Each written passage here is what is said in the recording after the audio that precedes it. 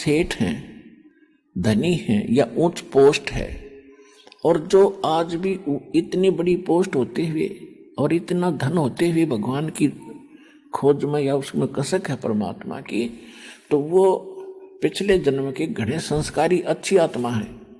और दूसरे जो कति रिक्शा चलाने वाले हैं, मजदूर हैं, टूटी झोंपड़ी में रहते हैं, और वो भी भगवान की तरफ में भगवान की कोई साधना का अवश्य कोई ना कोई क्रिया कर रहे हैं, तो वो भी अच्छी आत्मा है। उनमें और उस सेठ में सिर्फ इतना अंतर है, उनके भक्ति के जो नंबर हैं भक्ति के, वो तो हैं एक जैसे। दोनों के गुड अकाउंट हैं जो मनुष्य जीवन पाकर जो प्राणी परमात्मा की कसक में कहीं ना कहीं भटक रहा है। और जिनके पास वो भक्ति भी कर रहे हैं, भक्ति के लिए जा भी रहे हैं कहीं संत या किसी मंदिर मस्जिद गुरुद्वारे में, और अच्छी पोस्ट भी प्राप्त है, घना धन भी उसके पास है, तो उनका एक कर्म अन्य है एक साधारण भगत से।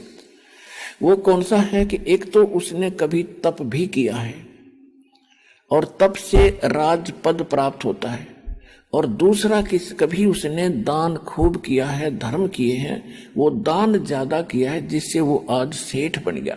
लेकिन दोनों ही, एक गरीब भी और एक वो बड़ा सेठ भी और सारी पृथ्वी का राजा भी, यदि भक्ति के लिए घूम रहा है तो भक्ति नंबर दोनों के सेम अकाउंट, एक जैसे अंक हैं। यानी वो भी इतनी पुण्यात्मा है, वो भी इतनी पुण्यात्मा है। और यदि वो राजा और वो धनी व्यक्ति आज वर्तमान में भक्ति नहीं करता है और एक गरीब आदमी भक्ति सत भक्ति पर लग गया है, तो वो रिक्शा चलाने वाला या मजदूर डेली जो अपनी कस्सी से काम करके निर्वाह कर रहा है, वो राष्ट्रपति से भी उत्तम है भगवान के विधान अनुसार।